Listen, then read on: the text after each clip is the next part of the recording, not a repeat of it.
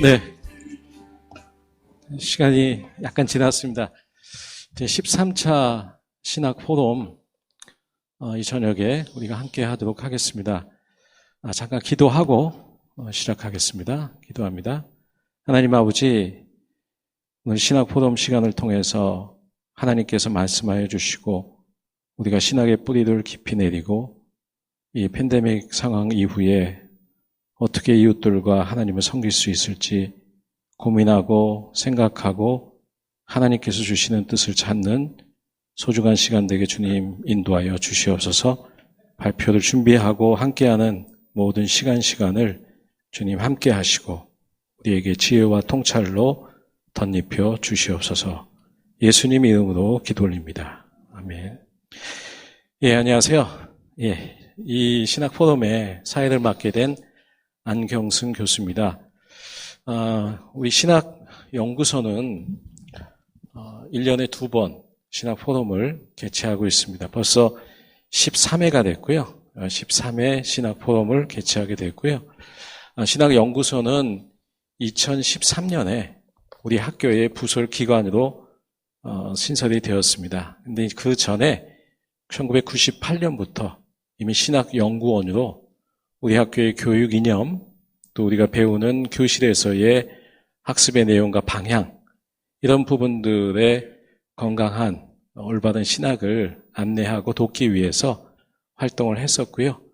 우리 학교 신학과 또 우리 한국교회 신학의 건강한 수립과 발전 방향을 위해서 한 학기에 한 7번 정도 함께 토의 모임, 또 기도회, 세미나를 개최하면서 자체적으로 주로 이제 우리 학교의 교수님들 중심으로 모임을 갖고 있습니다.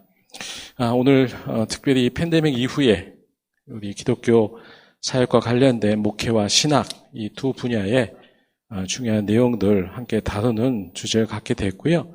이제 그 전에 저희가 항상 이 포럼 전에 하는 순서가 있습니다. 이 신학 연구소가 그동안 해왔던 주요 활동 중에 하나가 여러분 순서지를 보시면 알겠지만 신앙 고백서를 확정 짓는 일에 기여했고 그 다음에 신학 공간이라고 하는 작업을 했습니다. 신학 공간 선언문이 2015년에 완성이 되었는데 여러분에겐 좀 낯설고 새로운 이름이 될 수 있는데요.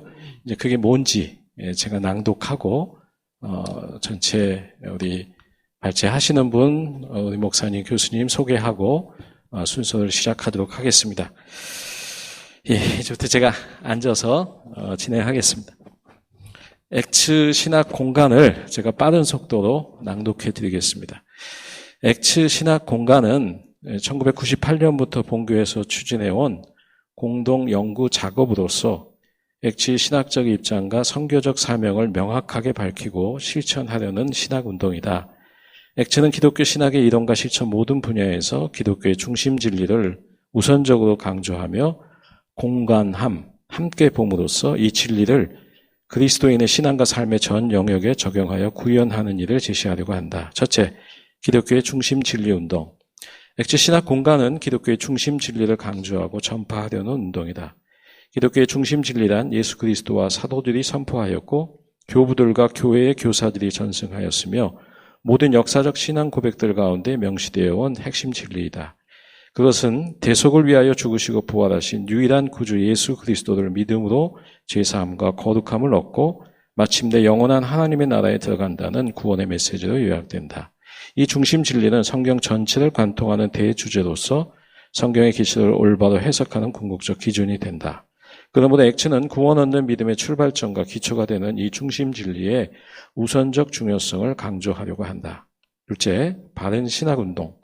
엑츠 신학 공간은 기독교의 중심 진리를 단순하고 선명하게 제시함으로써 믿음을 불러일으키는 바른 신학을 세우는 운동이다.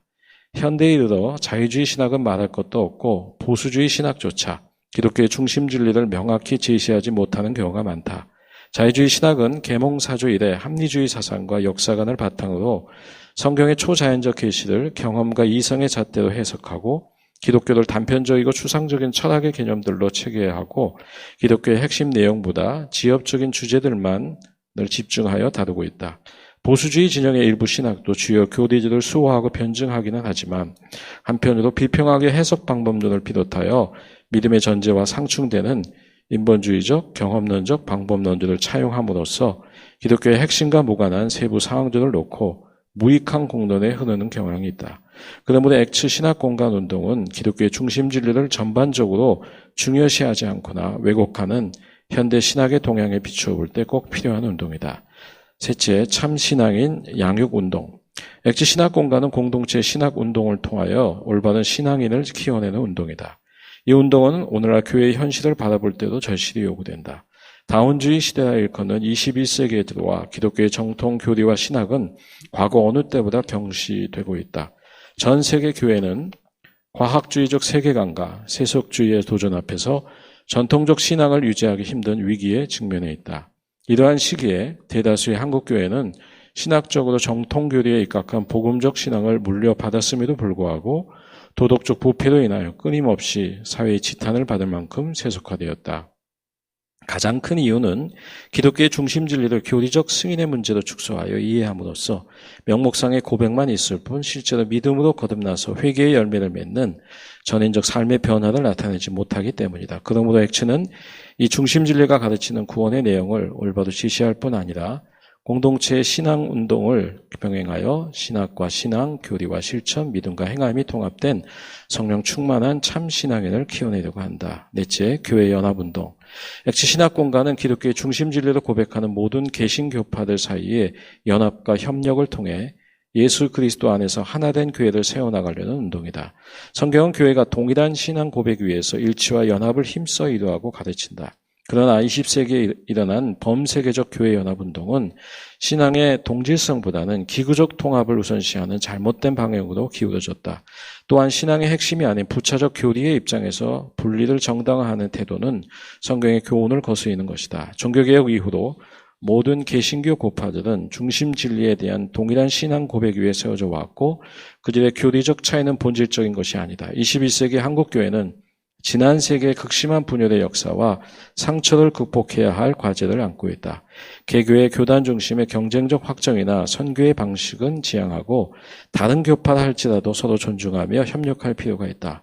그러므로 액츠는 오늘날 세계 교회와 한국 교회에 만연한 심각한 교파 간 대립과 분열성을 극복하고 아시아와 세계의 중심 진리로 하나된 교회를 세워나가는 데 기여하고자 한다. 다섯째, 교회 회복 운동. 액츠 신학공간은 개신교 교회 교사들이 각 시대마다 올바르게 강조한 신학과 실천의 내용을 기독교 중심 진리의 관점에서 연구함으로써 교회를 살리는 신학을 수립하려는 운동이다. 액츠는 기독교 신학의 이론과 실천 모든 분야에서 공간하는 기독교의 중심 진리를 그리스도인의 신앙과 삶의 전 영역에 적용하여 구현함으로써 교회를 회복하는 데 이바지하고자 한다.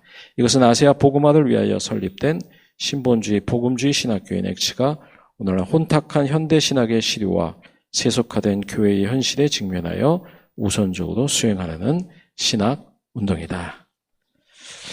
네, 같이 아멘 해주시면 감사하겠습니다. 예, 우리 교수님들이 거의 2년여에 걸쳐서 함께한 신학공간 선언문이었고, 또 여러분 순서지에 보면 또 신앙 고백서도 있습니다. 함께 또 기회가 될 때 보시면 되겠습니다.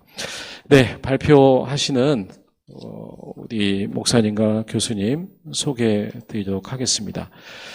네, 첫 번째 이 포스트 코로나 시대의 목회의 방향에 관련된 주제를 발표해 주시는 정형구 목사님은 서울 논현동에 위치하고 있는 서울 영동교회에 1999년도에 부임하셔서 이제 거의 22년 동안 목회의 길을 걷고 계십니다. 그동안 분립 개척된 교회도 5개 이상으로 알고 있고요. 또 희년 선교회, 또 여러 선교회에 책임을 맡으셔서 또 선교와 구제, 또 지역 사회를 위한 봉사에 힘쓰고 계시고 또 건강한 교회로 세워지는데 많이 애를 쓰셔 오셨습니다. 또 학문적으로는 기독교 사상사 연구를 예일과 밴드빌트에서 공부하시고 또 후학들 양성하는 데도 또 기여해 주신 분입니다. 예, 오늘 소개할 때 박수로 맞이해 주시면 감사하겠습니다. 예, 첫 번째 발제해 주시고요.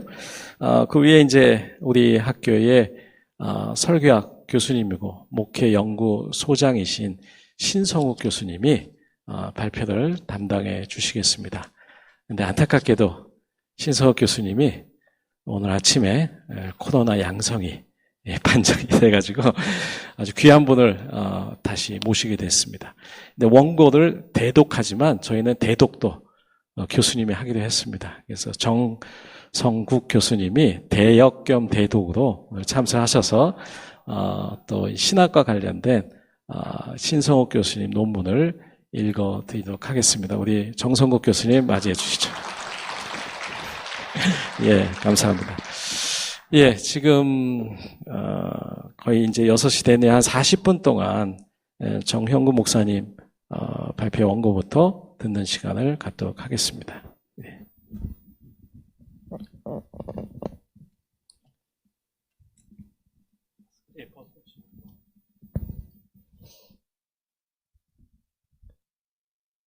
이렇게 귀한 자리에 부족한 제가 아주 중요한 주제로 발표를 할 수 있게 돼서 영광이 아닐 수 없습니다.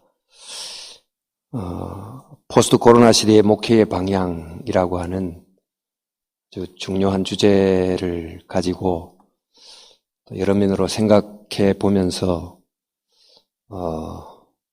제가 지역교회를 맡아 있는 목회자로서 제가 겪었던 경험을 좀 중심으로 큰 그림에서의 방향은 아닐지 모르겠지만 코로나를 겪어 시작하면서 생각해왔던 내용을 좀 간단히 정리한 것을 여러분과 함께 좀 나누도록 하겠습니다. 내용이 그렇게 길지 않아서 우리 함께 계신 유인물을 기초로 좀 빨리빨리 읽어가는 방향으로 발표를 하도록 하겠습니다. 코로나가 온 세상에 미친 변화와 영향력은 너무나 광범위하고 강력해서 코로나 이전 이후를 더 이상 같은 세상으로 볼 수 없게 됐다. 이 코로나가 교회에 미친 영향도 사회에 미친 것보다 결코 작지 않다.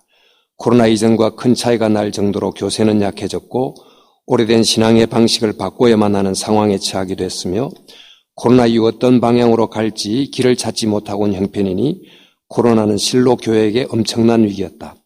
그러나 위기는 완전히 쓰러질 위험과 새로운 길을 갖게 하는 기회를 동시에 갖고 있다.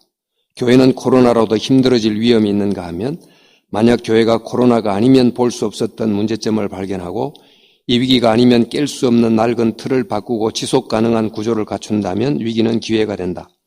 이런 경우가 교회 역사 속에 없지 않았다. 이스라엘이 바벨론 포로가 되었을 때가 그들은 더 이상 예루살렘에서 성전 제사를 드릴 수 없었다. 예배가 중단되는 중대한 위기를 만났을 때 그들은 회당 방식의 예배를 드리기 시작했다. 성전 제사보다 소박했지만 그 회당 모임이 이후 오랫동안 지속되었던 디아스포라의 긴 시련 속에서 신앙을 지속하게 만드는 대안이 되었다.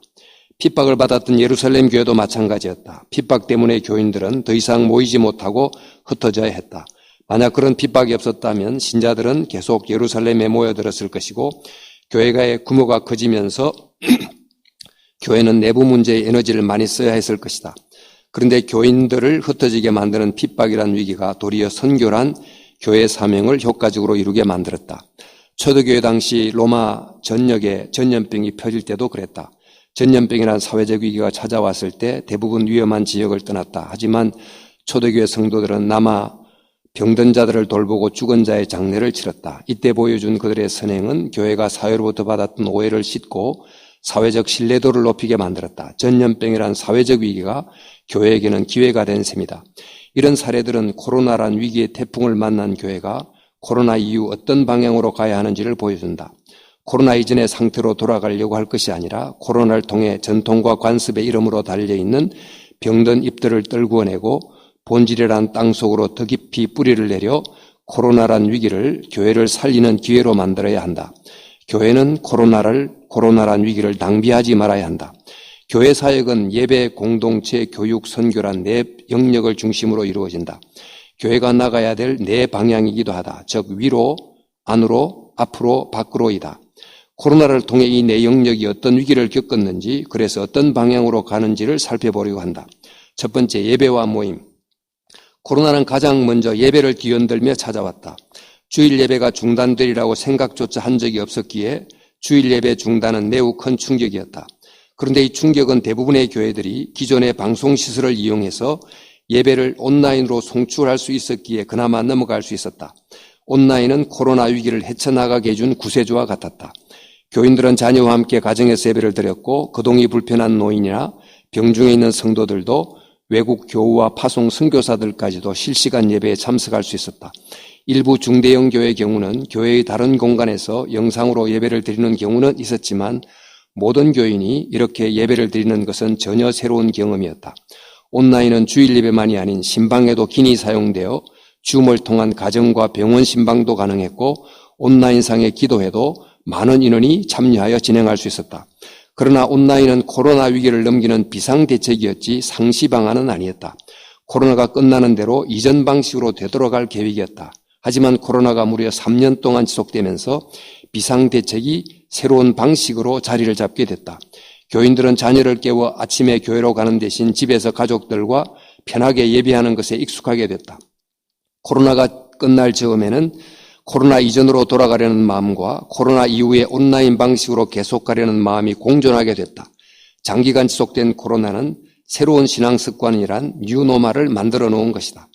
그런데 코로나가 만든 이 새로운 습관이 새로운 위험이 되었다. 코로나 상황이 해소되고 대면 예배가 가능해졌다. 그런데 이전처럼 현장으로 나오는 수가 줄었다. 시간이 지나도 대부분 교회는 70% 이상을 넘어가지 못하고 있다. 특히 젊은 층들을 중심으로 새로운 습관이 더욱 깊이 뿌리를 내렸다. 이제는 온라인과 오프라인 예배를 번갈아 가면서 드리는 경우가 새로운 방식으로 자리 잡아갔다. 편리함을 맛본 이후부터 편리함이 끄는 힘이 더 강해지게 됐다. 전통적인 주일 성수 개념도 서서히 사라지게 됐다. 현장 출석이 줄어들면서 주일학교 출석률도 함께 줄고 이로 인해 현장 예배를 위한 봉사자들도 줄어드는 도미노 현상이 일어났다. 코로나 위기를 극복하게 해준 온라인 예배가 새로운 가능성과 함께 새로운 문제를 가져오게 된 것이다.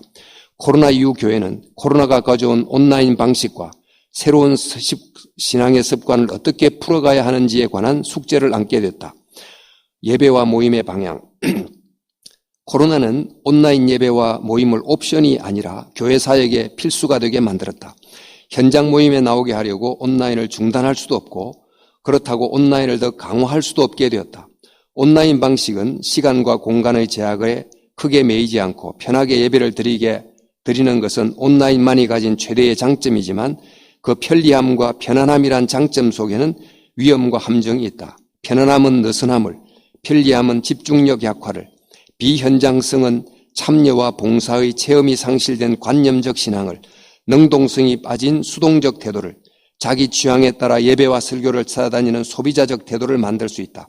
이처럼 온라인 방식은 장점과 단점을 함께 가진 양날의 검과 같아서 편리하면서도 매우 위험하다. 이런 온라인이란 양날의 검을 어떻게 잘 활용하는가 하는 것이 쉽지 않다.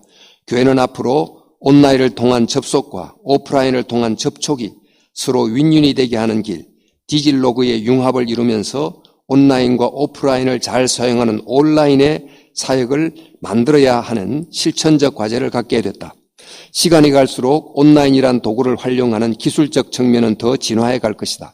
코로나 이후 교회는 더 편리한 도구를 가졌다. 그것을 잘 사용해서 사역의 본질적 목표를 더 붙들어야 한다. 그 사역의 목표는 한 사람을 예수님의 사람으로 온전히 세우는 것이다. 보이는 건물을 세우는데 과도한 에너지를 많이 쏟느라 한 사람을 세우는데 실패하지 않아야 하는 것처럼 온라인이란 방법에 너무 치중하느라 한 사람을 인격적으로 세운다는 목표를 놓치지 않아야 된다. 그런데 큰 건물을 세우고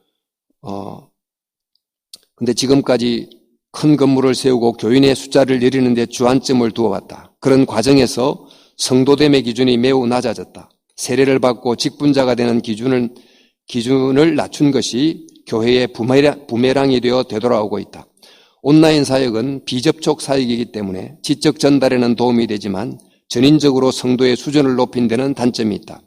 온라인이란 도구를 지혜롭게 사용하되 성도됨의 기준을 타협하지 않고 한 사람을 제대로 세우는 목표에 집중해야 된다. 코로나는 사역의 방향을 재조정하게 해준다.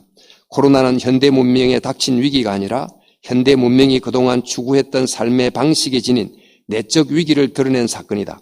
근대에 들어오면서 비아 콘템플라티브와 비타 액티바란 두 삶의 방식 중에 후자가 중심이 됐다. 일과 업적과 성과와 효율성의 추구가 생태계에는 코로나의 위기를 가져왔고 인간 사회에는 엄청난 스트레스와 우울증을 가져왔으며 이런 경향은 갈수록 심해질 것이다. 교회도 이 흐름을 같이 따라갔던 측면이 있다. 봉사와 구제와 선교와 같은 외적 활동을 열심히 하면서 가지를 넓게 펼쳤지만 뿌리가 깊지 못했던 것이다. 활동 중심적 사회가 정신적 빈곤을 경험할 때 교회가 그 자리를 채워주지 못하므로 사람들은 심리학이나 유사 종교들이 말하는 길로 가게 됐다. 코로나 이후 복지와 구제의 상당 부분은 국가가 경감할 것이다. 이제 교회가 사회에 기여해야 될 것은 깊은 영성의 차원이다. 심리치료나 불교의 수행과는 다른 참된 기도와 영성의 길을 보여주고 강단의 메시지도 더욱 깊어져야 한다. 내면의 치유만이 아닌 사회의 변혁까지도 품는 균형 잡힌 높은 수준의 메시지를 전함으로 내용이 깊은 종교가 되도록 더욱 힘써야 된다.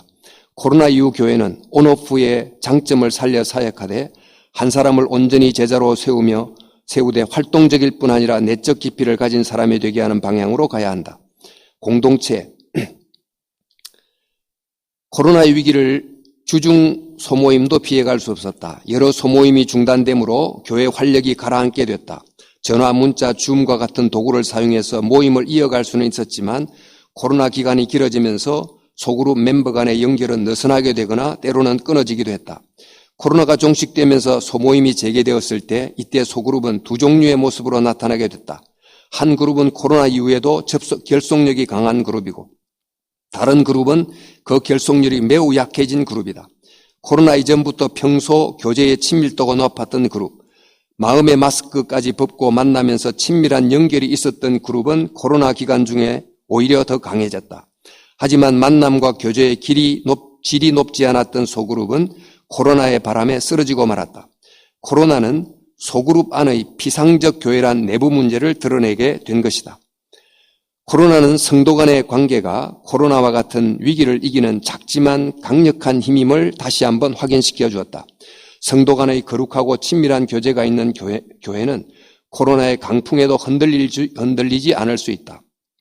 그런데 친밀한 교제는 중대형 모임을 통해서 잘 생겨나지 않는다. 중대형 모임이나 그 모임을 위해 세운 크고 좋은 건물이 코로나를 이긴 것이 아니라 성도의 관계란 보이지 않는 건물이 코로나 광풍을 이긴 것을 알고 코로나 이후 교회는 소모임의 인격적 만남을 강화하는 저비용 고효율 사역을 더욱 강화해야 된다. 이것은 중대형 교회가 힘써야 할 사역이지만 소형 교회가 더 잘할 수 있는 사역이기도 하다. 작지만 강한 소그룹은 강력한 평신도 리더가 있을 때 가능하다. 평신도 리더 한 사람을 세우는 것은 곧 작은 교회를 세우는 것과 같다. 이를 위해서 교역자의 사역의 방향도 에베소서 4장 12절 말씀처럼 성도들이 봉사일을 하도록 세우는 것이어야 한다. 교역자들이 사역의 주체가 되고 성도들이 보조자가 되는 것이 아니라 성도들이 사역의 동력자로 주체로 세우는 일이 코로나 이후 교회가 가야 되는 방향이다. 교역자가 평신도 사역자를 세우기 위해서는 교역자의 생각을 바꾸는 것도 필요하고 평신도 리더들이 스스로 할 수 있도록 능력을 배양시킬 뿐 아니라 사역을 실질적으로 위임해야 된다. 그리고 지속적으로 임파워링해야 된다. 예를 들어 교회가 전교인 수련회를 가질 때 주로 교역자와 담당자들이 이를 준비했다. 교역자 전교인 수련회를 교구별 미니 수련회로 바꾸면 평신도 리더들이 자발적으로 움직이고 스스로 서는 훈련이 된다. 이게 이제 코로나 이후에 저희 교회가 함으로 큰 유익을 얻었던 실제적인 경험이기도 합니다. 또 리더들이 소모임을 잘 이끌 수 있도록 심리와 대화법에 관한 유튜브 강의를 함께 듣고 패널을 만들어 토의하고 조별로 실습하게 되는 것은 지속적 임파워링을 위한 방안 중에 하나가 될 수 있다. 실제 저희가 이 코로나 때 아주 상담에 관한 유명한 강사를 모시는 방법 대신 유튜브의 유명 강의를 듣고 또 토의하고 실습하게 되므로 굉장한 효과를 거두기도 했습니다. 방안들은 무수히 많다. 문제는 평신도 리더를 건강하게 세우는 일이 코로나 이후에 가야 될 사역의 방향이 되어야 된다는 것이다. 평신도 리더를 세우려면 교회 직분자들도 함께 해야 된다. 전통적 교회의 경우 교회가 조직화되고 목회자 중심의 관리 목회로 기울기 쉽다. 교역자들은 설교와 신방에, 장로들은 회의와 행정에, 권사들은 교회 내에 봉사에 힘을 쏟는다. 각각 열심히 하지만 직분자들이 함께 지향해야 될 바른 방향인 목양 사역을 놓치기 쉽다. 바른 방향으로 향하지 않으므로 열심히 낭비되는 열심이 된다. 그리고 어떤 경우는 목양의 영향력이 없이 행정적 권한을 행사하려고 하는 직분자들이 문제가 되기도 한다. 직분자들의 직분 회복은 그들이 원래 직능인 목양으로 되돌아가게 하는 것이다. 교역자들이 목양의 주체가 되고 직분자들이 보조자가 되는 것이 아니라 직분자들을 목양의 동력자로 세우고 그들이 소그룹 리더들을 인파워링하게 하는 구조를 만들어야 된다. 이를 위하여 전통적 조직의 개선이 필요할 수도 있다. 어떤 교회는 행정적 일을 집사와 청년들까지 참여하는 운영위원회에서 다루도록 하고 중직자들은 사람을 세우는 목양에 집중하게 만들기 위하여 조직 변화를 꾀하기도 한다. 실제 우리가 오랫동안 약 40년 이상 된 교회인데 당회, 재직회, 공동회 이런 구조를 이번부터 손을 보기로 이제 계획하고 내년부터 운영위원회를 만들고 또 젊은 청년들까지 교회 행정에 참여하게 하고 또 당회원들은 일부를 제외하고 거의 대부분이 좀 목양, 신방 또 이런 쪽으로 집중하도록 구조를 좀 바꾸려고 시도하고 있습니다. 이처럼 코로나 이후 교회는 소모임의 힘을 길러야 되고 이를 위해 평신도 리더를 세우고 직분자들이 원래 기능을 회복하게 하는 방향으로 가야 앞으로도 임할 수 있는 코로나 위기를 이길 수 있게 될 것입니다. 그 다음 교육. 코로나는 주일학교 교육을 2년 이상 멈춰 세웠다. 대면으로 만나지 못한 채 텅 빈 교실에서 온라인으로 실시한 교육의 현장 장면은 충격적이었다. 그러나 온라인을 통해 이 위기를 대응했고 청소년 세대는 디지털 원주민들이라 이에 쉽게 적응해 갔습니다. 줌을 통한 성경 퀴즈 게임, 밀키트를 활용한 줌 식사교재, 줌 큐티, 서로 공부 모임을 화면에 띄우고 같이 공부하는 줌 독서실, 줌 인문학 교실, 학생들의 사연을 받아서 학생 중 한 명이 DJ 역할을 맡아서 사연을 읽어준 후 학생들 나름의 솔루션을 제공했던 부서별 라디오 방송, 청소년 메타버스 나들이와 같은 다양한 교육 부서의 노력을 통해서 코로나의 위기를 헤쳐가려고 했다. 온라인상의 교육은 한계를 가지고 있었지만 매우 유용한 대안이었다. 드디어 대면 모임이 가능하게 되었다. 이전과 같은 회복을 기대했지만 그러지 못했다. 학생들은 비대면 교육의 편리함에 매우 익숙해진 것이다. 게다가 친구가 매우 중요한 시기에 친구를 만들지 못하므로 교회에 나오고 싶은 동기가 약해진 것이다. 그러나 더 큰 이유는 코로나 이전부터 신앙교육에서 부모가 해야 될 역할을 하지 않고 있었던 것이다.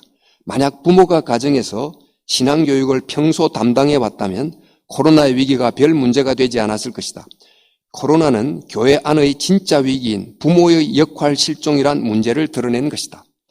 교육의 방향. 코로나를 통해서 다시 확인한 것은 신앙교육은 교회 학교만으로는 충분하지 않다는 것이다. 부모가 학원이 자녀의 성적을 책임지듯 교회 학교가 학생의 신앙교육을 책임진다고 여겼던 것이다. 그러나 신앙교육은 부모와 교사가 함께 해야 되는 일이다. 교회와 가정의 두 날개로만 신앙 개성이란 목표를 향해 날아갈 수 있다. 그러나 교회는 교회 교육에서 부모의 역할을 놓치고 있었다. 교회는 교사 교육만이 아닌 학부모 교육도 실시해야 된다. 교단도 교사가 학생을 가르치는 공과만이 아닌 부모가 자녀를 가르치는 교재와 프로그램을 개발해야 된다. 부모를 세우기 위해서는 주중에 가정 예배 사역이 강화되어야 된다. 그리고 그동안 작년과 다음 세대가 예배가 작년과 다음 세대가 서로 따로 진행되었다. 그러나 이 예배는 세대의 특성을 살리는 유익도 있었지만 세대의 단절을 심화시키는 단점도 없지 않았다. 장기적으로 작년과 다음 세대가 함께하는 통합 예배를 드리는 것이 필요하다. 코로나 이후 교회 교육은 교사만이 아닌 부모를 세우는 데 힘써야 된다. 교회에서 부모가 가정을, 교사는 교회에서 또 부모는 가정에서 신앙교육을 담당하면서 다음 세대 교육의 팀워크를 이루는 방향으로 가야 된다. 선교. 코로나는 선교와 전도를 이전보다 더 어렵게 만들었다. 코로나 이후 전도는 이전보다 더 힘들어졌고 새신자 수가 확연히 줄었다. 그 이유 중에 하나는 코로나 시기에 보여준 교회의 반응이다.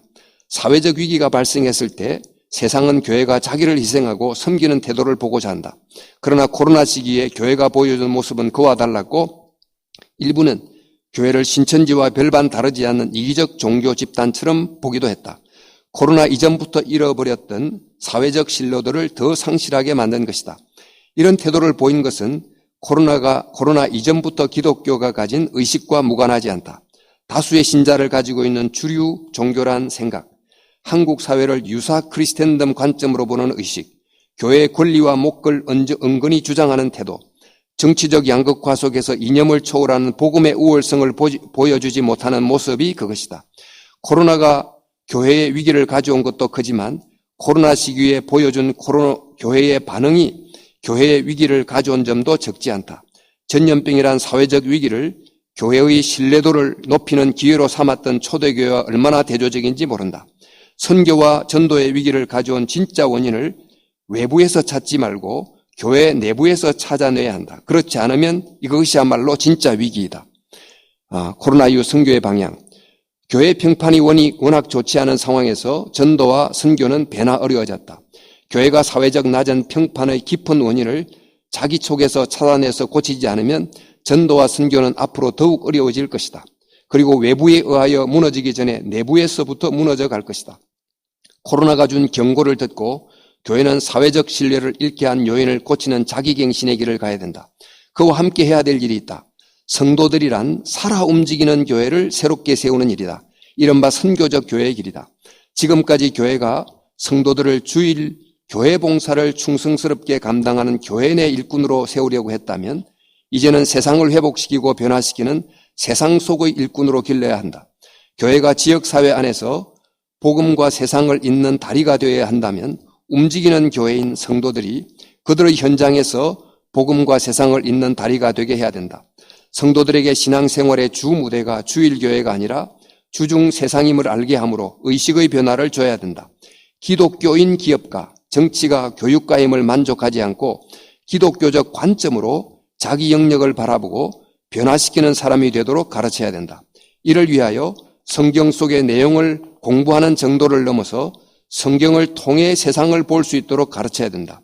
성도들이 현장에서 세상과 다른 안목을 가진 매력적인 존재가 되게 해야 비신자들을 끌어당기는 전도가 가능하게 된 것이다. 기독교 세계관과 사회적 제자도를 담은 제자 훈련이 되도록 방향을 바꾸고 갱신해야 된다. 코로나 이후 교회가 새롭게 주목해야 되는 것은 생태 환경이다. 코로나는 온 세상의 생태적 관심을 촉구한 사건이다. 그런데 기독교는 생태 환경 친화적 종교가 아니라는 비판을 받아왔다. 교회가 세계를 하나님의 창조라고 말하면서도 창조 세계의 보존에 대해서는 상대적으로 무관심했으니 그런 비판을 받을 만도 하다. 구원도 창조 세계를 버리고 떠나는 것으로 이해하고 가르칠 정도였다.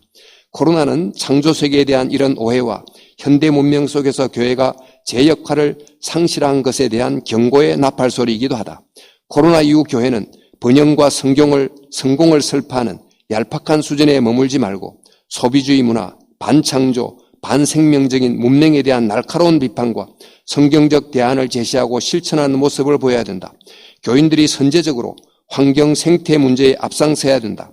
죄와 타락의 세상에서 구출되는 구원을 주로 강조했다면 이제는 신음하는 창조세계를 구원하는 온전한 구원을 강조하면서 창조신학을 회복하는 방향으로 가야 된다.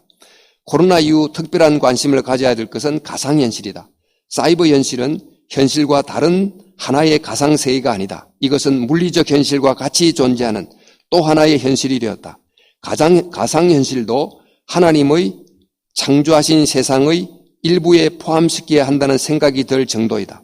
또한 사이버 공간은 콜럼부스의 신대륙 발견처럼 인류가 새로 발견하고 개척해가는 무궁무진한 거대한 대륙이 되었다. 따라서 이제부터는 교회는 사이버 현실은 새로운 일터요 선교지로 봐야 된다. 코로나는 교회가 가상현실에 대해서 익숙하게 만들면서 예행 연습을 시켰다. 온라인 예배와 사역을 통해서 가상현실에 대한 거부감도 거의 사라졌다. 교회는 사이버 현실이란 새로운 선교지를 향한 선교적 사명을 갖게 된 것이다. 이에 따라 이전의 사역 패러다임을 과감히 바꿀 수 있어야 된다. 가상현실을 선교지로 삼기 위해서는 온라인을 통해 송출되는 메시지의 역할을 더욱더 중요하게 여겨야 한다. 언제 어디서나 교회가 생산한 내용을 보고 들을 수 있다. 교회가 생산하는 콘텐츠가 전도의 디딤돌도 되고 걸림돌도 될 수 있다. 수준이 높고 내용이 깊고 균형을 가진 내용이라면 그것은 비신자들이 복음으로 건너올 다리가 되지만 정치적 이념의 포로가 되거나 극단적 주장이 담긴다면 비신자들이 복음으로 올 다리를 아예 끊어버리는 것이다. 또 가상현실을 선교지로 삼기 위해서는 비신자들도 관심을 가질 수 있는 내용을 많이 생산해야 된다. 신의 존재, 과학과 종교의 관계, 강아지는 천국에 가는가, 이순신 장군은 천국에 가는가, 고통은 어디에서 오는가와 같은 것들, 또 해피엔딩 스쿨, 인생은 뷰티풀, 인생은 원더풀, 떠남은 뷰티풀, 이런 제목으로 저희가 이제 죽음에 대한 영상을 준비해서 만들고 있습니다만, 실제로 저희가 이제 동영상을 올린 내용입니다. 이런 비신자들도 관심을 가질 수 있는 내용을 생산해야 된다. 가상현실의 범위가 더 커질수록 교회는 온라인 사역을 대략 3가지 방향으로 가게 될 것이다. 기존 교회가 온라인 방식을 적극 활용하는 방안, 기존 교회가 온라인 지교회를 만드는 방안, 사이버 공간 속에서 독립적 온라인 교회를 설립하는 방안이다. 3가지 방안이 다 시도될 것인데 어떤 방식을 취하든지 핵심은 컨텐츠가 될 것이다. 온라인이란 그릇에 담겨 전달되는 내용이다. 코로나 이후 교회는 온라인이란 도구를 잘 사용하게 될 것인데 그럴수록 그 속에 담는 기독교의 수준 높은 컨텐츠를 만들어내는데 더욱 힘써야 된다. 그렇게 하면 코로나로 더욱 중요하게 된 가상현실을 선교회장으로 만들 수 있게 될 것이다. 결론, 온 세상에 닥친 코로나는 교회의 큰 위기였다. 그런데 그 위기는 위험한 기회다.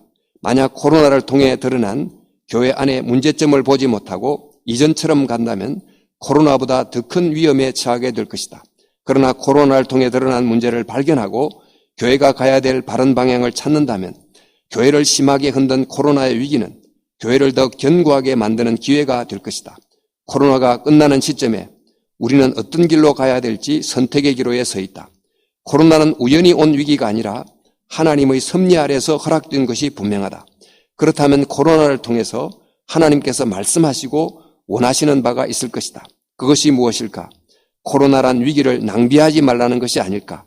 3년간 온 세계를 쩌렁쩌렁 울린 나팔 소리의 의미를 알라는 것이 아닐까?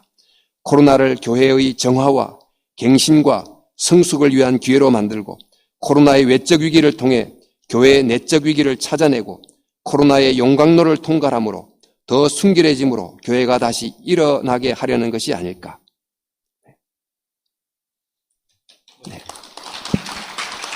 네, 감사합니다.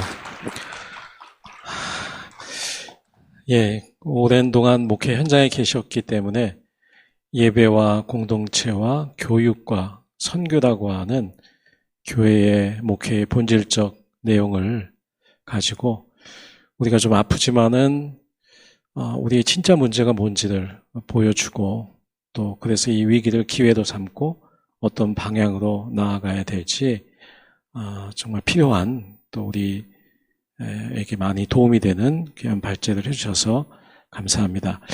우리 빨리빨리 진행을 계속 하도록 하겠습니다. 여러분 일찍 끝나시면 또 시험도 보는 과목도 있는 것 같은데 이제 또 공부도 하시고 그래야 되니까 한 10분 일찍 끝났지만 또 10분 일찍 시작해서 2번째 발제하도록 하겠습니다. 지금부터 7시 10분 정도까지 신성욱 교수님 논문을 정성욱 교수님이 대독해 주겠습니다. 네, 기술이 조금만 더 발전했더라도 오늘 신성욱 교수님 아바타가 나와서 발제를 했을 텐데요. 오늘은 제가 대독하도록 하겠습니다. 들어가는 말. 지난 2000년 기독교 역사 가운데 가장 중요한 위치를 차지해 온 것이 있으니 이는 설교이다. 기독교는 하나님의 말씀인 설교와 함께 그 운명을 같이 해왔다고 해도 과언이 아니다.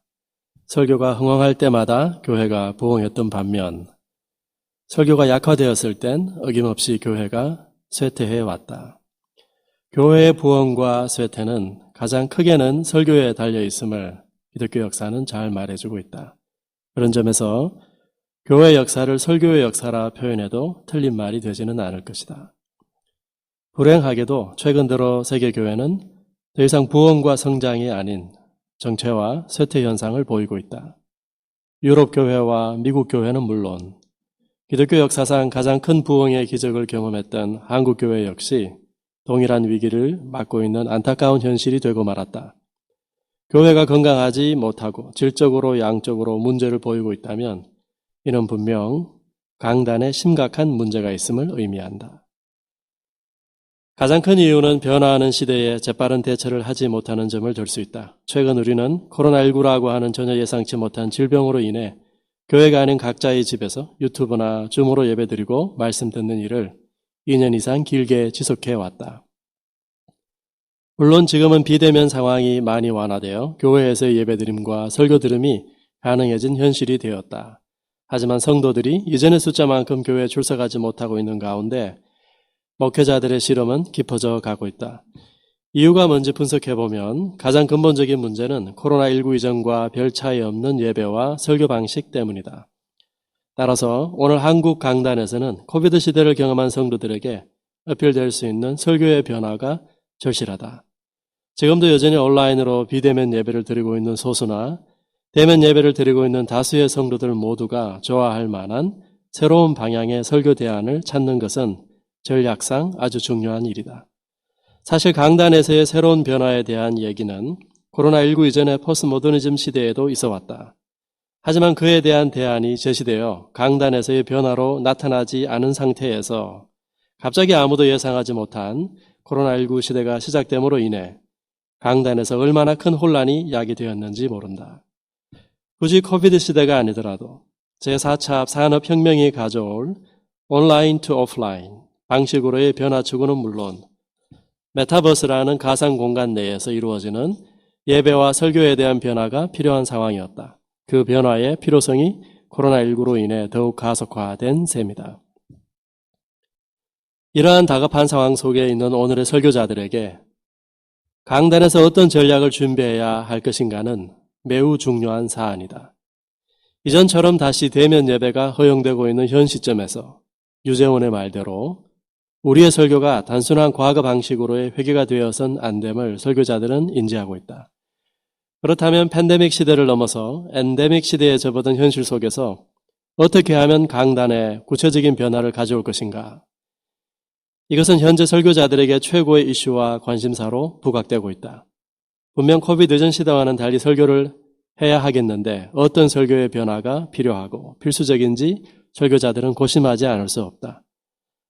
어느 시대보다 강단의 변화가 강력하게 요구되고 있는 절박한 상황에 제대로 대처하기 위하여 본고에서 필자는 엔데믹 시대의 한국 교회의 예배와 설교에 있어서 나타난 변화를 통계적으로 살펴보고 이러한 변화를 위하여 여러 학자들이 내린 대안을 소개한 다음 그에 따른 구체적이고도 실제적인 전략 4가지를 고찰해보고자 한다.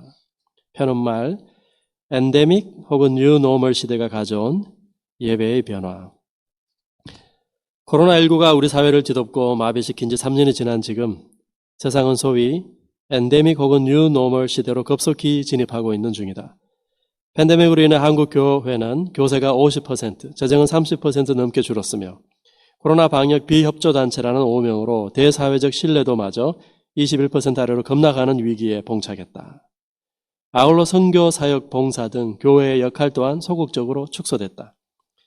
코로나19가 3년이 지속되고 있는 현재 정부는 코로나를 엔데믹으로 분류해 방역 지침과 거리두기를 최소한으로 완화하고 해제했으며 사회는 여러 영역에서 일상의 회복을 위해 노력하고 있다. 이런 와중에 교회 역시 대면 예배로 전환해서 코로나19 이전의 상태로 교회를 회복시키기 위해 나름대로 열심히 노력하고 있다. 하지만 대면 예배가 제한되었던 2020년 4월과 7월에 목회데이터 연구소에서 실시한 설문조사에 따르면 주일 예배에 참석하지 않은 기독교 신자는 4월에 13%에서 7월에 18%로 5% 증가한 것으로 조사되었고, 코로나 팬데믹을 지나면서 MZ세대를 중심으로 한 인원들의 교회 이탈 현상이 가속화되었다. 코로나 종식 후 대면 예배 참석에 대한 질문에 예전과 동일하게 교회에 대면으로 출석하여 예배드릴 것이다 라고 응답한 비율이 4월에는 85%, 7월에는 76%로 9% 감소하였다. 이에 반해 필요한 경우 온라인 예배로 드릴 것이다 라고 응답한 비율은 4월에는 2%에서 7월에는 6%로 4% 증가하였다. 대면 예배가 제한되었던 3개월 동안 한국 교인들은 대면 예배에 대한 갈급함보다는 온라인 예배에 익숙해져가는 심정적 변화를 겪고 있음을 알 수 있다. 20년 5월 28일부터 6월 1일 통합측 담임 목사 1135명에 대한 설문조사를 통해 57%가 코로나 종식 후에 교인 수가 줄어들 것으로 예상하고 있음이 밝혀졌다. 이들에게 다시금 교인 수가 얼마나 감소하리라고 예상하느냐 묻자 감소폭은 27%라고 답했다. 또 20년 11월 14일부터 23일 사이에 합동측 교인 1000명을 대상으로 온라인 조사를 실시했는데 이 가운데 77%만이 코로나 종식 후 예전처럼 현장 예배를 드리겠다고 답했다. 또 21년 코로나19 시대 한국교회 신생태계 조성 및 미래전략 수립을 위한 조사에서 목회자 600명과 기독교인 1000명을 대상으로 각각 실시한 최근 여론조사에서 교세가 감소하고 작은 교회들의 어려움이 가중될 것으로 예상한다고 응답하였다. 1년 후 조사에서는 코로나19 이후 예상되는 변화 가운데 출석 교인 수 감소를 가장 많이 꼽았다. 코로나 이후 22년 통계에 따르면 실제로 거리두기 전면 해제 후 주일 현장 예배 참석률은 코로나 이전 대비 작년 73%로 나타났다. 사람들의 예상과 비슷한 통계 수치가 나온 것을 확인할 수 있다. 2. 엔데믹 시대를 위한 학자들의 전략. 코로나 이후에 전개되는 새로운 시대를 맞아 한국 교회 예배와 설교에 있어서 바람직한 변화와 대안의 필요성이 다양하게 요구되고 있다. 이에 최근 여러 학자들이 제시한 전략들이 있어 소개하고자 한다. 첫째, 송인규가 언급한 포스트 코비드 시대에 필요한 3가지 재현 중 하나를 소개하면 다음과 같다. 설득력 있고 영감 넘치는 설교를 통해 교인들을 예배 현장으로 이끌어야 한다. 설교는 목회 사역에서 늘 중차대한 위치를 차지해 왔지만 코로나를 지나면서 그 중요성이 더욱 커졌다. 전통적 대면 예배에서 교인들은 처음부터 끝까지 수동적이고 비주도적인 상태로 남아있어야 했다. 그러나 온라인 프로그램에 참여할 때는 교인들이 자기주도적으로 예배 흐름과 진행에 반응하는 것이 가능했다. 오늘의 설교자는 청중들의 예배와 설교 속에 수동적이거나 비주도적이 되지 않고 능동적이고 주도적이 되도록 하라는 것이다. 둘째, 최광희는 포스트 코로나 시대의 교회 활성화를 위한 청중의 설교 참여 방안을 소개하면서 다음과 같이 말한다. 설교에서 청중은 수동적인 존재들이 아니라 설교에 적극적으로 참여하는 자이다. 설교의 목적이 청중을 대화 테이블로 초대하는 것이라면 대화 테이블에 모여서 할 일은 무엇인가? 오늘의 설교자는 청중을 수동적인 존재로 놓아두지 말고 설교 속에 참여시켜야 한다고 주장한다. 송인규의 주장과 별 차이가 없다. 셋째, 유병수 역시 기존 강단에서 행해지던 전통적인 설교 방식과 청중을 수동적 타자로 소외시키는 것으론 더 이상 대안을 찾을 수 없다며 다음과 같이 지적하고 있다. 연역적 방법론은 매우 교류적인 변화를 강요하게 되고 또한 명제 중심으로 이분법적 적용이 강하므로 온라인 예배 안에 청중은 스스로 적극적인 참여자가 되지 못하고 수동적 타자로 남게 된다. 이러한 온라인 설교 형태는 예배의 시간은 채울 수 있을지 모르나 결국 청중의 참여나 변화를 기대하기 어렵게 된다. 오늘의 설교자는 현재 온라인 비대면 설교를 듣는 이나 현장 대면 예배에 출석하고 있긴 하지만 장기간 온라인 비대면 설교에 젖어있는 이들에게 귀납적 설교의 구조와 움직임을 적극 활용하는 것이 중요한 선택지가 될 것임을 주장한다. 넷째, 정인교는 엔데믹 시대를 맞아 설교자들이 설교의 형식을 달리해야 한다면서 다음과 같이 언급하고 있다. 엔데믹 시대의 설교적 대안 가운데 빼놓을 수 없는 것이 전달체계의 혁신이다. 주제하는 것처럼 한국의 전통적인 설교인 연역적 대지 설교는 종교적 심성이 예민해지는 새벽 예배나 장례 예배 설교의 강점을 가진다. 오늘의 귀납적 시대 흐름에 맞춰 설교자는 전통적인 연역적 3대지 외에 다양한 설교 형식으로 장착해야 한다. 가령 하나의 주제를 중심으로 한 원포인트 설교 방식을 적절하게 활용해야 한다. 오늘의 설교자는 성경이 다양한 장르로 기록되었듯이 연역적인 3대지 설교가 아닌 다양한 설교의 형식, 즉 가장 바람직한 방식으로 평가되어 온 원포인트의 설교 방식을 잘 활용하라고 주장한다. 다섯째, 신승범은 엔데믹 시대가 도래한 지금 변화를 맞이할 준비를 해야 한다면서 다음과 같이 설명하고 있다. 팬데믹 시대를 넘어 엔데믹 시대가 도래했다. 우리는 또 한 번의 변화를 맞이할 준비를 해야 한다. 과학이 기술의 발전으로 교육 매체와 교수 방법은 변화해도 신앙 교사로서의 정체성과 일은 변하지 않는다. 한 영혼을 사랑하는 것, 학생의 눈높이에 맞추는 것에 최선을 다하자. 오늘의 설교자는 한 영혼을 천하보다 소중한 존재로 사랑하면서 청중의 눈높이에 맞추는 설교를 하라는 내용으로 적용할 수 있다. 정리하면 첫째, 청중을 수동적 참가자로 두지 말고 설교의 적극적인 동참자로 만들라 하는 것이고, 둘째, 전통적 연역적 방식이 아니라 귀납적 방식의 설교를 하라는 것이고, 셋째, 3대지의 획일된 방식이 아니라 원포인트 형식의 설교를 활용하라는 것이고, 넷째, 청중의 눈높이에 맞추는 설교 방식을 활용하라는 것이다. 3. 오늘의 설교가 나아가야 할 방향. 포스트 코비드 시대에 위에서 소개한 5명의 학자들이 제시하는 전략에서 얻을 수 있는 공통된 내용이 있다. 온라인의 비대면 예배를 장시간 경험해본 청중들로 하여금 코로나19 이전 시대와 똑같은 방식으로 가만히 앉아서 수동적으로 설교를 듣게 해서는 안 되고, 설교라는 여행에 그들을 적극적이고 능동적으로 동참시키는 방식으로 해야 한다는 것이다. 크레독은 권위 없는 자처럼 이란 책에서 전통적인 설교는 청중의 경청을 이끌어내는 일에 실패했다고 지적했다. 실패의 원인은 아리스토텔레스식의 합리적 전달과 권위적 어조에 있다고 했다. 크레독은 권위적인 방식을 지향하고 청중들로 하여금 설교에 동참하고 자발적으로 결론을 내리도록 하는 설교를 대안으로 제시했다. 그는 그 대안을 귀납적인 방향이라고 말했다. 다시 말해서 포스트 코비드 시대의 청중들에게 어필할 수 있는 설교는 전통적 방식의 연역적 방향이 아니라 귀납적 방향이어야 한다는 것이다. 그러면 연역적 방향과 귀납적 방향의 차이점이 무엇인지를 구체적으로 살펴보자. 연역적 형식은 설교 초반에 본문의 중심 사상이나 주제를 다 제시하고 그것을 차례대로 증명하는 방식이다.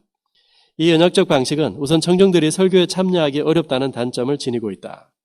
이 방식은 청중들에게 정보를 제시하거나 증명 혹은 설명하는 방식의 주입식 전달이 중심을 이루기 때문에 결국 청중으로 하여금 수동적으로 설교를 가만히 듣기만 하게 하므로 설교가 딱딱한 강의처럼 들릴 수 있다. 이와 반면에 귀납적 형식은 구체적인 사실이나 경험, 즉 듣는 이들이 실감하고 관심을 가질 수 있는 구체적인 주변 이야기나 사건으로부터 시작해서 일반적인 진리로 움직임을 갖는 방식을 말한다. 삶의 경험이나 사건이나 내용들은 설교자가 보다 흥미있고 효과적인 방식으로 본문을 드러내기에 적절한 접촉점의 역할을 제공하기 때문에 구체적인 경험이나 사례들로 설교를 시작하는 것이 필수적이다.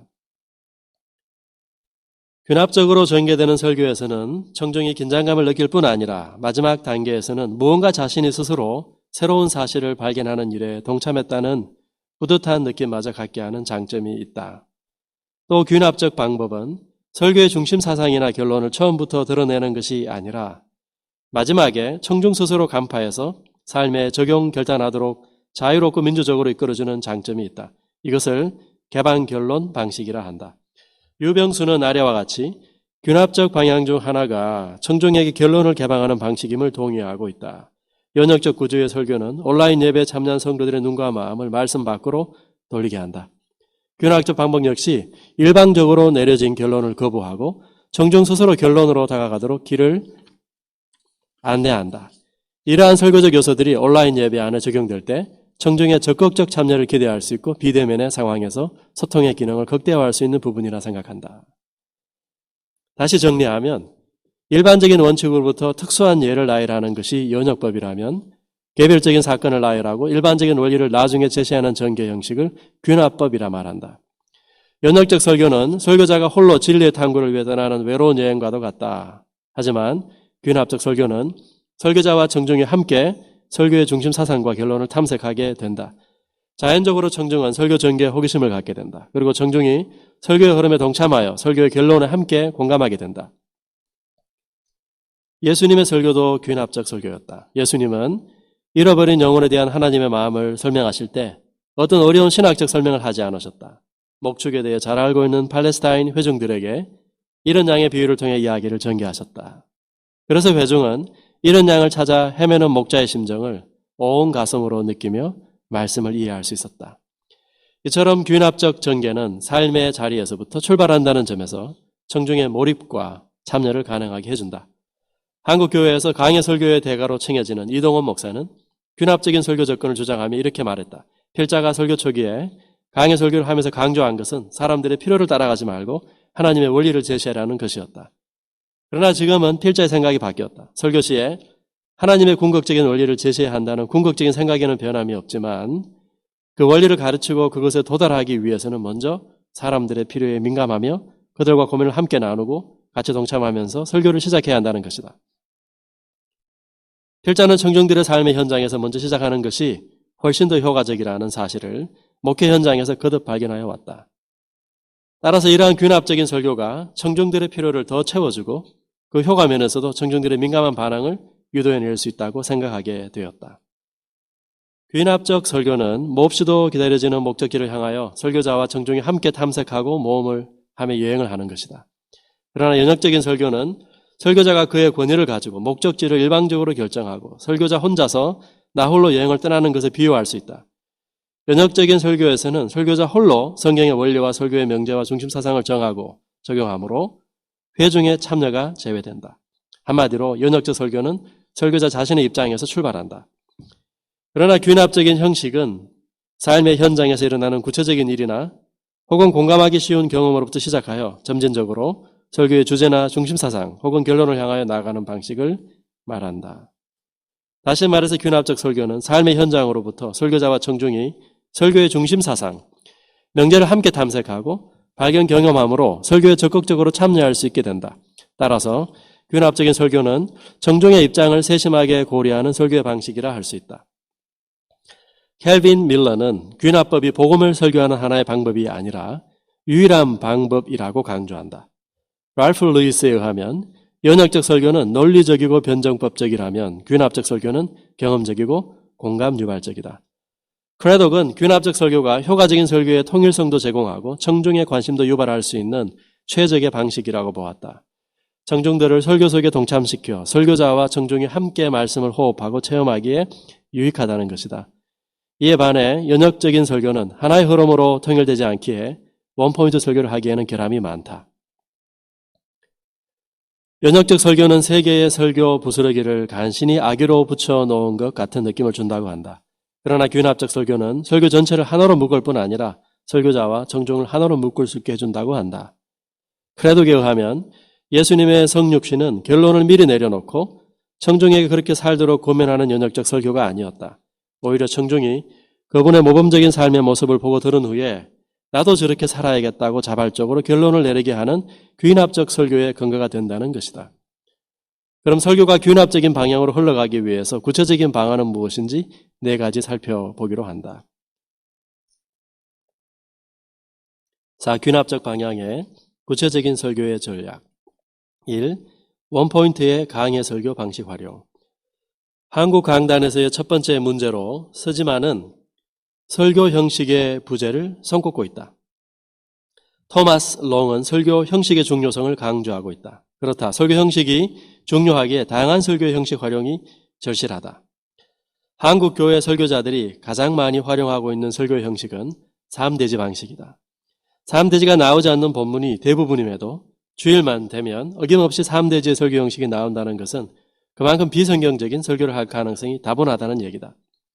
아울러 대지가 3가지로 많기 때문에 설교를 하고 나면 청중은 물론 설교자조차도 한 주가 되기 전에 설교의 내용을 잊어버리는 경우가 많다. 그럼에도 본문의 내용에 상관없이 설교할 때마다 매번 획일화된 3대지 형식의 설교를 한다는 것은 현명한 방법이 아니라는 점을 지적하지 않을 수 없다. 설교의 내용에만 집중할 뿐 설교 형식의 중요성을 인식하지 못하는 설교자가 적지 않다. 성경은 다양한 장르에 의해 기록된 책이다. 단 하나의 장르로 모든 성경 본문의 내용을 전하지 않는다. 이처럼 3대지라고 하는 하나의 획일된 설교의 형태로 성경의 모든 내용을 담아서 전하려 하면 안 된다. 본문의 장르는 본문의 의미에 지대한 영향을 미친다. 설교의 내용과 형식은 서로 떨어질 수 없는 긴밀한 연관성을 갖고 있다는 말이다. 따라서 성경적인 설교를 추구하는 설교자라면 성경 본문의 내용뿐 아니라 그 내용을 효과적으로 잘 전달하는 설교의 형식까지 고려한 다양한 형식의 설교를 활용해야 한다. 3대지 설교는 서로 연관성이 적은 3개의 대지를 억지로 하나로 묶어놓은 것이다. 반면 귀납적 설교는 3대지 설교가 아니라 설교 내용 전체를 하나로 줄고 전개해 나가는 것이다. 이렇게 해서 귀납적 설교는 설교자와 청중을 자연스럽고 친밀하게 하나로 묶어준다. 데이비드 버트릭은 3대지 설교가 대지를 잡고 그것을 논리적으로 전달하는 식인 반면 원포인트 설교는 흐름 혹은 움직임을 통해 절정을 향해 가는 방식이라고 강조한다. 유진 로우리에 의하면 원포인트 설교는 어떤 플롯을 가지고 꾸준히 결말을 향해 연결되어 움직여가는 것이라 본다. 설교가 1대지, 2대지, 3대지로 끊어지는 방식이 아니라 대지와 소지 없이 한 주제와 메시지로 쭉 연결되어 흘러가는 방식이다. 따라서 원포인트 설교를 하기 위해선 균합적인 방향으로 가야 함이 필수적이라 할 수 있다. 모든 성경은 저자가 의도하는 하나의 중심 메시지를 갖고 있다. 중심 사상, 중심 아이디어, 중심 명제, 핵심 주제 등 다양한 단어로 표현할 수 있는 용어들을 핵심 메시지라는 말로 정리할 수 있다. 성경이 저자의 핵심 메시지를 갖고 있다면 당연히 한 편의 설교 속에는 통일된 하나의 핵심 메시지가 들어가야 한다. 그래야 강의 설교가 될 수 있다. 포스모던 시대 사람이나 코로나19를 경험한 사람들은 또한 이야기를 좋아한다. 반전이나 드라마틱한 흐름이 없이 밋밋하게 흘러가는 이야기는 내러티브로 살아남지 못한다. 청중을 사로잡는 구약의 내러티브 설교의 저자 매튜스는 자신의 과거 설교가 주요적인 내용과 역사적이고 문화적인 자료가 가득한 것들이었는데 이런 딱딱한 내용을 분석적이고 논리적인 3대지 형식의 틀 속에 담아서 전했다고 평가했다. 그래서 그는 자신이 하나님의 백성들로 하여금 그분의 생생한 말씀을 대민하게 하고 그들의 실제 삶의 생생한 드라마 속으로 데리고 가는 일을 효과적으로 잘하지 못했다고 증언한다. 원포인트로 흘러가는 설교문을 작성하되 정답이 훤히 들여다보이는 제목에다 첫째, 둘째, 셋째로 끊어지는 전환을 통해서 인위적으로 연결시켜가는 연역적 방식이 아닌 궁금증을 유발시키고 예상 뒤엎음과 서스펜스와 반전에 의해 드라마틱하게 흘러가는 귀납적 방식의 설교는 청중들을 설교를 듣는 객이 아니라 스스로가 진리를 발견해 나가는 일에 설교자와 함께 동참하는 주체가 되도록 만드는 장점이 있다. 고스 교수는 한마디로 말하라 에서 다음과 같이 조언한다. 한 번에 한 가지 주제에만 집중하라. 머릿속에 떠오르는 여러 말을 뱉어내다 보면 서로 엉켜서 중언부언하게 된다. 꼭 해야 할 단 한 가지만 분명하게 전달하라. 오바마 전 대통령도 대통령 당선 연설에서 같은 주제를 7회 이상 반복해서 전한 바 있다. Yes, we can 이란 한마디 말이다. 그래서 아직도 필자의 기억에 생생하게 살아남아있는 것이다. 만일 연설이나 설교에서 키워드나 핵심 주제가 확실하지 않거나 여러 개가 되면 논리성이 떨어지고 복잡해서 횡설수설하게 된다. 설교에 힘이 실리지 않고 파급력이 약화되고 설득력도 힘을 잃어 메시지 전달에 백발백중 실패하게 된다. 하지만 키워드나 중심 메시지를 따라 설교를 전개해 나가면 본문 저자의 의도를 흐트러뜨리지 않고 한 방향으로 나가게 해서 청중의 가슴에 꽂히게 할 수 있다. 한진환 목사도 설교의 영광에서 날성검과 같은 설교는 주제가 하나여야 한다고 했다. 그렇다. 한 방향으로 떨어지는 낙숫물에는 바위도 뚫리는 법이다. 두세 개의 방향으로 분산되는 대지로는 청중의 가슴을 뚫을 수가 없다. 류얼 호우는 청중들이 설교자들에게 느끼는 첫 번째 문제는 한 편의 설교 속에 너무 많은 아이디어가 들어있어서 청중이 도저히 따라갈 수가 없고 기억할 수도 없다는 것이라고 했다. 라빈슨 교수는 설교는 명중탄이 되어야지 산탄이 되어서는 안 된다고 했다. 박태현 교수는 훌륭한 설교는 언제나 한 번의 설교에 하나의 주제만을 취급해야 한다. 비록 3대지 설교를 할지라도 하나의 초점을 지닌 하나의 주제만을 다루어야 한다. 결코 한 지붕 세 가족이 되어서는 안 된다고 말했다. 이처럼 설교는 명확하고 구체적인 하나의 주제나 핵심 메시지를 가지고 전개되므로 청중의 가슴 속에 잘 박힌 모처럼 선명하게 새겨지도록 해야 한다. 설교를 듣고 났음에도 남는 것이 별로 없다거나 무엇을 얘기했는지 감을 잡을 수 없거나 한마디로 말할 수 없을 때 그 설교는 실패로 돌아가고 만다. 이런 원인은 그 설교에 하나의 분명한 핵심 주제나 메시지가 없는 데서 비롯된다. 우리가 대화를 할 때나 스피치를 할 때 핵심에서 벗어나 산만해지면 상대방이 화자의 의도를 알아차릴 수 없다. 설교도 마찬가지다. 따라서 설교자는 본문에서 뚜렷한 하나의 핵심 메시지를 추출하여 그것을 설교의 명제로 삼아 설교 원고를 작성해야 한다. 스누키아는 원포인트 형식에는 어울리지 않는다고 생각하는 바울서 신서도 철저히 원포인트로 설교되었다고 주장하고 있다. 바울의 메시지를 보면 그 하나하나가 하나의 단일 주제 또는 사상을 중심으로 전개되고 있다. 어느 설교라도 하나의 문장으로 집약되어 표현될 수 있다. 신의식 역시 신약시대 사도들의 설교 패턴을 분석하면서 베드로의 설교가 한 설교의 하나의 주제를 선포하는 원포인트 설교라고 설명하고 있다. 원포인트 설교는 쉽고 단순하지만 한 가지 주제를 깊이 있게 다루게 된다. 이러한 설교 방법은 쉽고 간결한 메시지를 원하는 현대인들에게 적합한 설교 방법이라 할 수 있다. 코로나19 시대를 경험한 청중들에게 3대지의 복잡한 설교보다는 원포인트의 심플한 설교가 보다 큰 위력을 발휘할 수 있는 것은 자연스러운 일이라 할 수 있다. 예수님의 설교는 항상 간결하고 이해하기 쉬운 방식으로 전해졌다. 오늘 우리 역시 그 길을 따름이 필요하다. 복잡한 설교로 청중들을 혼잡케 하지 말고 하나의 큰 메시지로 청중의 가슴에 달라붙는 설교를 계획함이 엔데믹 시대 청중들을 위해 시도해 볼 만한 첫 번째 전략이 될 수 있다고 본다. 두 번째, 직설법, 명령법 구조 활용. 서신서에서 바울은 직설법과 명령법이라는 독특한 구조를 통해 하나님의 구원을 서술하는 것에서 멈추지 않고 그리스도인들이 구원의 은혜에 근거하여 하나님 나라 백성으로서 거룩한 삶을 살 것을 명령한다. 기독교 복음은 훈계나 책망이나 명령으로 시작하지 않는다. 반드시 승리와 축복과 위로와 은혜의 선포로 시작한다. 이것이 바로 직설법이다. 그러나 그 복음은 직설법으로 끝나지 않고 명령법에 의해 적용되어진다. 명령법은 하나님이 우리 위에 이루신 일과 그분의 축복의 약속을 기초로 해서 그분의 자녀들이 해야 할 순종과 행함을 의미한다. 기독교의 메시지는 항상 직설법으로 출발해서 명령법을 향해 나아가야 한다. 이 중 어느 하나가 빠져서도 안 되고 순서가 뒤바뀌어도 안 된다. 그런데 이 직설법 명령법의 패턴은 권위주의적인 훈계나 설교조의 명령 등의 반감을 가지고 있는 엔데믹 시대를 살아가는 청중들에게 잘 어필될 만한 전략이 될 수 있다.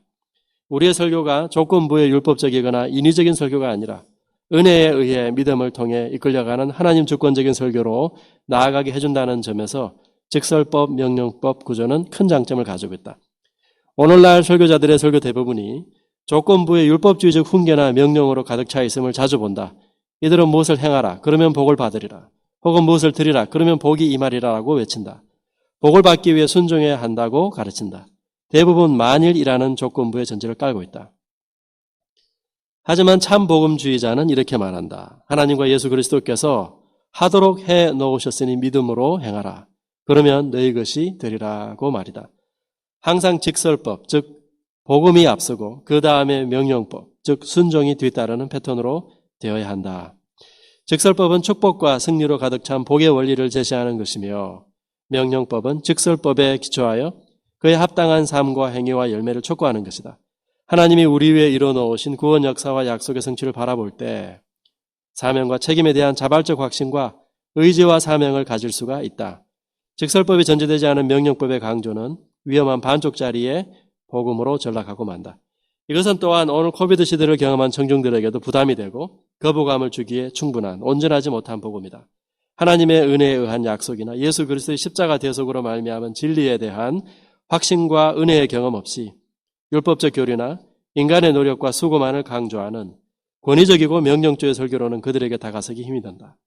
채플의 말처럼 삼위 하나님과 관련되지 않은 채 진리의 기초가 제시되지 않고 도덕적이고 윤리적인 삶만을 강조하는 율법주의적이고 권위주의적인 설교는 힘이 없고 결국은 허공을 칠 수밖에 없다.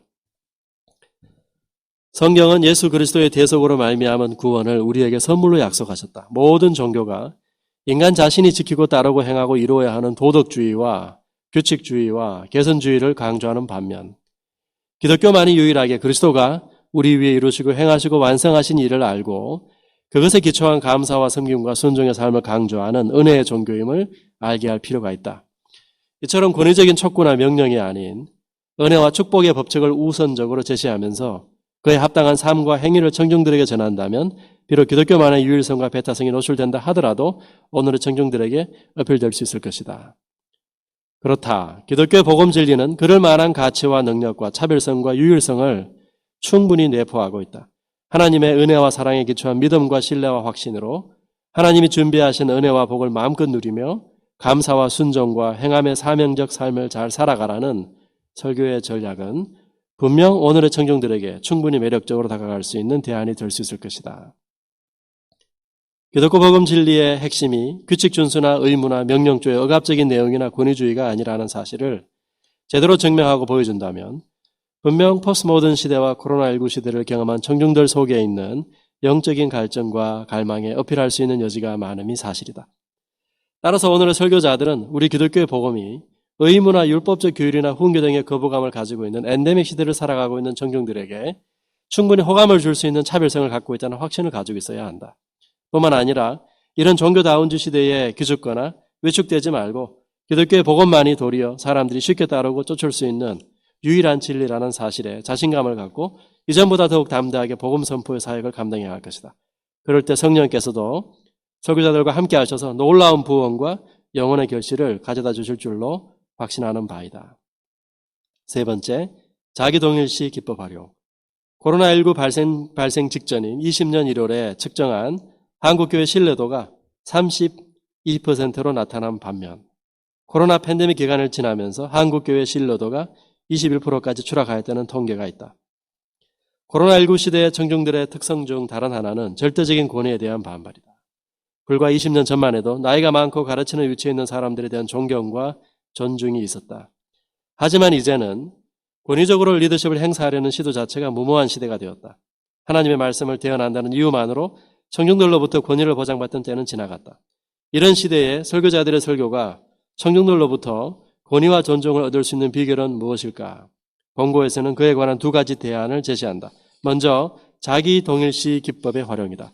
자기 동일시 기법은 설교자가 청중과 자신을 동일시하는 장치를 말한다. 그것은 한마디로 청중에 대한 설교자의 선한 의지나 깊은 관심의 한 요소다. 설교자가 청중과 자신을 하나로 여긴다면 권위적인 태도를 꺼려하는 엔데믹 시대의 청중들에게 효과적으로 잘 다가갈 수 있을 것이다. 청중과 자기를 동일시하는 설교자는 그들로부터 호의적 반응이 보장되어 있기 때문에 청중들을 쉽게 설득하고 크게 확신을 줄 수 있다. 왜 어떤 설교자의 설교는 감동을 주는 반면 어떤 설교자의 설교는 무감각할까? 둘 사이의 차이는 무엇일까? 로스 켈조는 미첼의 책 설교의 회복에서 그 답을 발견했다. 하나님의 선지자가 되라는 에스겔의 부르심에 관한 설교는 오랫동안 잃어버린 친구와의 만남처럼 흥분으로 나를 잡아끌었다. 미첼은 자기 청중들이 앉은 곳에 앉고 청중들이 본 것을 보고 그들이 느낀 것을 느끼고 그들이 아파한 것을 아파하고 그들이 웃은 것을 웃기 위해 에스겔의 큰 용기에 관해서 말했다. 에스겔은 그들을 대면해서 서 있기보다는 그들과 하나가 되면서 자기 청중과 자신을 동일시했다.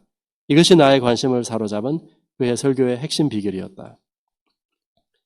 오늘날 많은 설교자들이 설교와 청중 사이에 상호작용을 무시하는 경향이 있다. 설교는 설교자에 의한 일방적인 선포가 아니라 설교자와 청중 사이의 상호관계다. 청중의 현실과 동떨어진 설교, 청중의 삶과 격려되어 있는 설교에 그들은 반응하거나 행동하지 않는다. 오늘의 청중들은 더 이상 권위주의적 설교에 반응하지 않는다. 특히 코로나19 시대를 경험한 청중들은 더욱 그렇다. 장기간 서로 접촉하거나 대면하지 못한 상황을 경험해온 청중들에게는 그들의 아픔과 고난, 관심사와 요구사항에 대해 공감하는 설교가 어필할 수밖에 없다. 설교자와 청중 사이의 관계를 완전히 이해하지 않는 사람은 그의 설교를 향상시킬 수 없다. 생명이 넘치고 살아 꿈틀대는 설교는 모두가 청중과 하나 된 설교자들로부터 나오는 설교이다. 효과적인 설교를 위한 전략 가운데 강력한 것 하나가 자기동일시 기법이다. 자기 청중과 동일시하는 설교자는 청중들로부터의 호의적인 반응이 보장되기 때문에 쉽게 청중들을 설득시킬 수 있는 힘을 가진다. 에스겔은 텔아비브의 유대 포로들에게 설교하기 전 의도적으로 그들과 동일시했다. 느헤미야 역시 조국의 동포들과 자신을 동일시해서 하나님께 회개의 기도를 드렸다.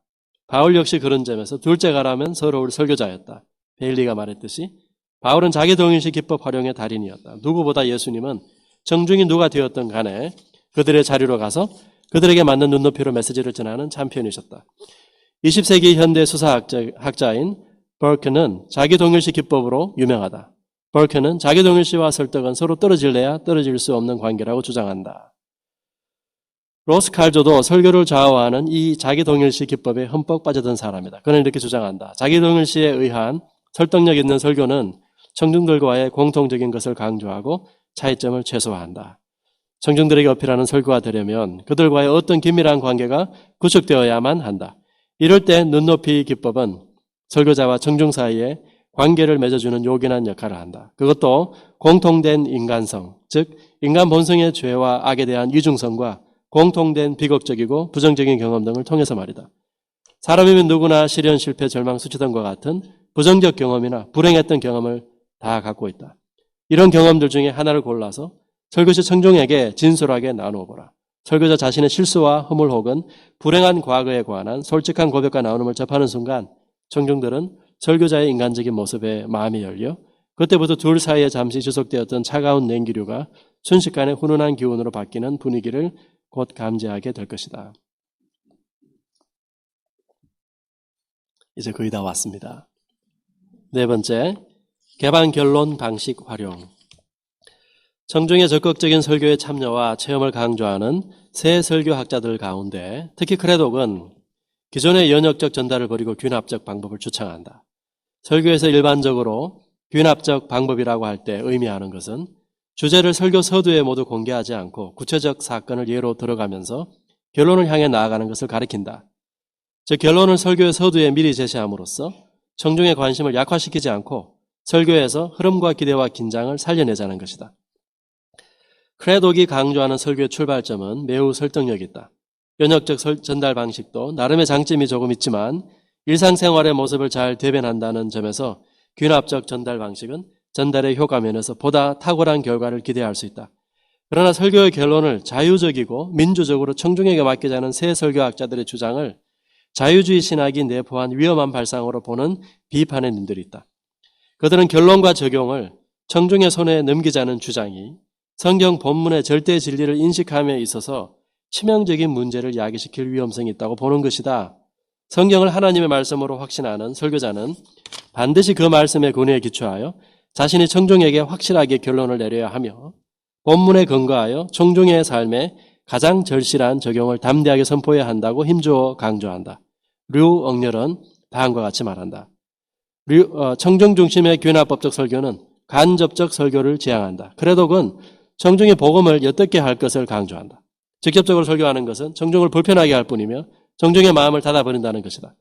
설교의 결론을 청중에게 맡겨놓는다는 말은 결국 성경 본문에는 의도된 의미가 없으며 독자나 청자가 의미를 결정한다는 말이다. 우리에게는 복음을 감출 권한이 없다. 그리스도의 십자가 부활의 복음은 가능한 명확하게 선포해야 한다. 하지만 이런 부정적 시각과 비판은 새 설교학자들의 의도를 제대로 이해하지 못한 무지와 오해에서 비롯되었음을 지적하고 싶다. 특별히 이와 관련해서 크레독의 말을 직접 들어보자. 설교에 있어서 균합적 움직임을 강조하는 두 번째 이유는 이것이 잘 행해질 때 설교자는 청중의 삶에 어떤 결론을 다시 적용하려고 하지 않아도 되기 때문이다. 만약 청중이 설교자와 균합적인 여행을 함께 했다면 설교자의 결론은 청중의 결론이 되고 각자의 상황이 함축한 것은 분명해지고 개인적으로는 피할 수 없는 것이 될 것이다.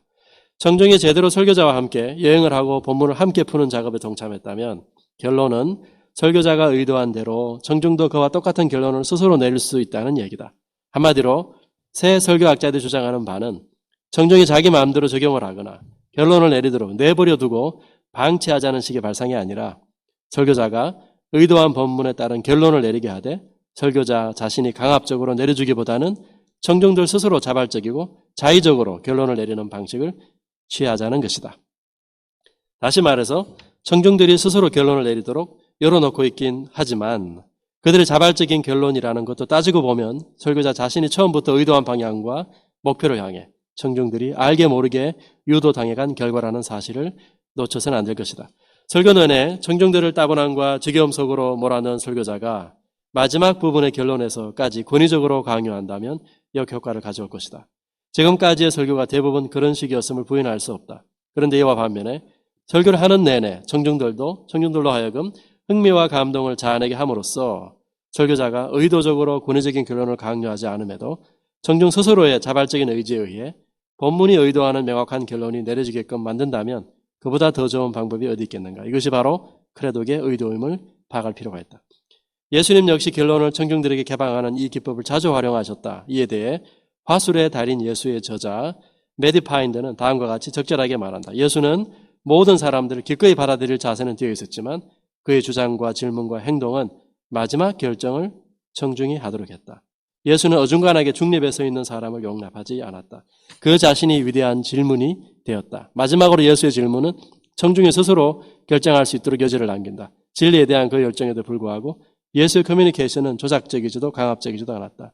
질문을 하거나 하지 않거나 예수는 청중의 결론을 도출할 수 있도록 여지를 남겨두었다.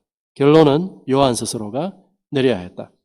개방 결론과 관련하여 권성수는 다음과 같이 주장한다. 기독교 진리를 잘 아는 청중은 설교를 들은 후에 스스로 합당한 결론을 내릴 수 있을 것이다. 하지만 지금 설교자들의 설교를 듣는 청중들은 기독교의 진리를 잘 모르는 이들이라기보다는 기독교 진리를 잘 아는 대상들인 경우가 대다수다. 그렇기 때문에 권위적이고 강압적인 방식을 싫어하고 자발적이고 자유로운 방식의 결론 제시와 선포를 선호하는 청중들에게 개방 결론 방식의 설교는 엔데믹 시대를 살아가는 이 시대에 아주 유익한 전략 중 하나를 할 수 있다. 나가는 걸. 코비드19가 한국 강단에 가져온 파장과 지각 변동은 결코 만만한 것이 아니다. 그렇다면 코로나19는 한국 강단에 적지 않는 해를 끼치기만 한 위협적 공격이었을까? 아니면 보다 견고하고 탄탄한 설교의 교두보를 다질 수 있는 새로운 기회와 가능성이었을까? 여기에는 두 가지 견해가 공히 존재한다. 한자어로 위기는 위험에다가 기회를 합한 뜻이다. 즉 실패로 귀결될 위험성의 가능성을 내포하기도 하지만 성공을 위한 풍부한 기회는 물론 새로운 도전의 가능성도 내포하고 있는 긍정의 의미이기도 하다. 그렇다 코로나19 시대를 겪고 난 지금 준비되지 않은 교회들은 이전보다 더 빠른 속도로 쇠퇴하고 있고 준비된 교회들은 이전과는 비교할 수 없을 정도의 급속도로 빠른 부흥과 성장을 경험하고 있다. 관건은 예배와 설교에 있어서의 변화이다. 오늘의 청중들이 온라인에 익숙해져 있어서 절대주의나 권위주의를 싫어하고 다원주의를 표방하고 민주적이고 자발적인 방식의 동참을 원하는 이들이라고 해서 위축될 필요가 없다. 오히려 그것이 변화를 싫어하고 게을러 온 설교자들로 하여금 효과적인 설교의 방향을 찾는 호기임은 물론이요. 유익을 가져다 줄 차별화된 전략으로 승부할 수 있는 복된 기회임을 모든 설교자는 기억할 필요가 있다.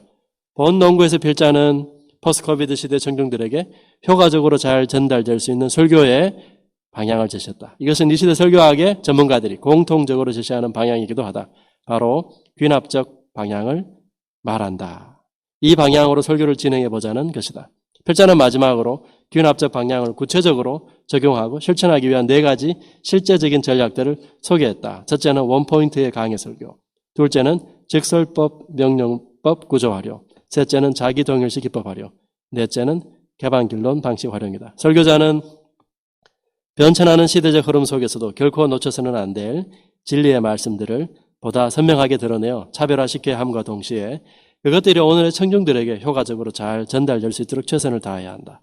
그렇게 하기만 한다면 코로나19가 가져온 파장과 충격이 우리의 말씀 사역을 가로막는 장애물이 아니라 오히려 강단에 새로운 부흥을 가져오게 하는 디딤돌의 역할을 하게 될 것으로 확신한다. 예. 네, 포스트 코로나 시대의 필요성이 참여와 변화를 위한 적극적인 동참, 이걸 위해서 귀납적 설교를 얘기하고 구체적인 방법까지 제시해 주셨습니다. 10분 쉬려고 합니다. 우리 지금 참여는 못했지만 우리 신성욱 교수님 위해서 또 좋은 논문을 발표해 주셨는데 기도해 주시고요. 우리 대독해 주신 정성국 교수님 또 정형구 목사님 위해서 다시 한번 박수 쳐드리면 감사하겠습니다. 네, 7시 20분까지 쉰 다음에 패널 토의와 질문을 이어가도록 하겠습니다. 혹시 질문 있으신 분은 뒤에 질문지가 있습니다. 저쪽에 제출해 주시면 추려서 답을 할 수 있으면 하도록 하겠습니다. 잠깐 쉬겠습니다.